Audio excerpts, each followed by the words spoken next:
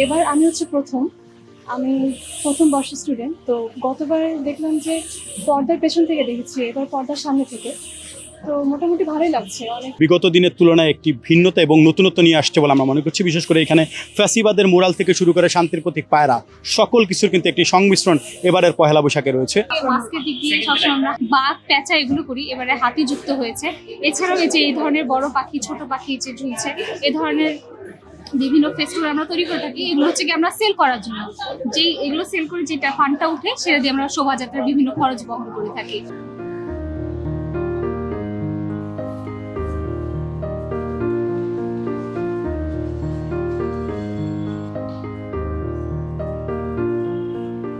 প্রতিবারের মতো এবার আমরা সরাচিত্র করছি, ছোট পাখি, বড় পাখি, ওয়াটার কালার।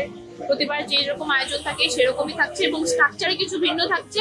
একটি ফ্যাসিবাদী হাসিনার হচ্ছে প্রতিকৃতি থাকছে এবং মুগ্ধর পানির বোতলটা থাকছে। এটি হচ্ছে পাখি, বড় পাখি, এটা পুরোটাই হাতে তৈরি এবং আমি এটা এখন পেইন্ট করছি, এটা বিক্রয়ের জন্য। আমাদের শিল্পকর্মের ভিন্নতা বলতে শিল্পকর্ম বা আমরা শিল্পীরা যারা তৈরি করছি একই উদ্যমে তৈরি করছি, যেহেতু আমরা শিল্পী এবং শিল্প আমাদের কাছে সবসময় একই রকম থাকে। প্রতিবাদের ভাষা হয় এবং এটা আপনারা এবার আমাদের বৈশাখ উদযাপনে দেখতেও পারবেন। মঙ্গল শোভাযাত্রা যদি খেয়াল করে দেখেন, প্রতিবারই আমরা কিছু না কিছু প্রতিবাদ বা আমাদের আকাঙ্ক্ষা, আমাদের মনোভাব তুলে ধরেছি। এটা শুরু হয়েছিল সেই প্রতিবাদ থেকে। এবার আমি হচ্ছে আমি প্রথম বর্ষের স্টুডেন্ট। তো গতবার দেখলাম যে পর্দার পেছন থেকে দেখেছি, এবার পর্দার সামনে থেকে। তো মোটামুটি ভালোই লাগছে অনেক। আর নতুনত্ব একটা বিষয় হচ্ছে যে এবার ফ্যাসিবাদের একটা প্রকাশ পাচ্ছে। তো এটা ভালো, আমার জন্য, আমার চোখে এটা ভালো। ইলিশ হচ্ছে বেসিক একটা খাবার যদি বলি পয়লা বৈশাখে। আমরা ছোটবেলা থেকে জেনে আসছি যে হচ্ছে ইলিশ পান্তা মানেই পয়লা বৈশাখের একটা উৎসব।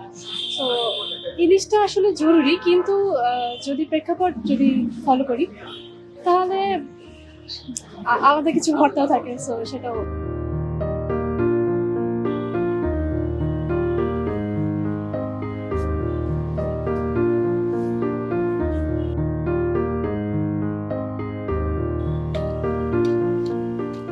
সত্যিকার অর্থে এবারের যে পহেলা বৈশাখের যে উদযাপন, সেটি আসলে বিগত দিনের তুলনায় একটি ভিন্নতা এবং নতুনত্ব নিয়ে আসছে বলে আমরা মনে করছি। বিশেষ করে এখানে ফ্যাসিবাদের মোরাল থেকে শুরু করে শান্তির প্রতীক পায়রা, সকল কিছুর কিন্তু একটি সংমিশ্রণ এবারের পহেলা বৈশাখে রয়েছে।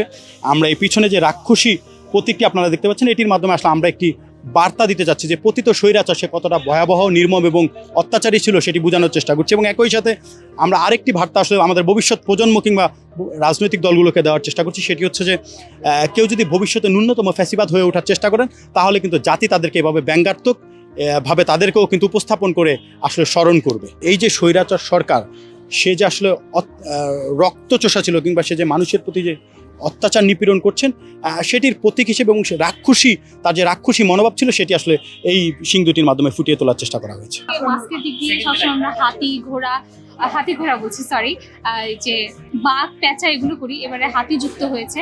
এছাড়াও এই যে এই ধরনের বড় পাখি, ছোট পাখি যে ঝুলছে, এ ধরনের বিভিন্ন ফেস্টিভ্যাল আমরা তৈরি করে থাকি। এগুলো হচ্ছে কি আমরা সেল করার জন্য, যে এগুলো সেল করে যেটা ফান্ডটা উঠে সেটা দিয়ে আমরা শোভাযাত্রার বিভিন্ন খরচ বহন করে থাকি।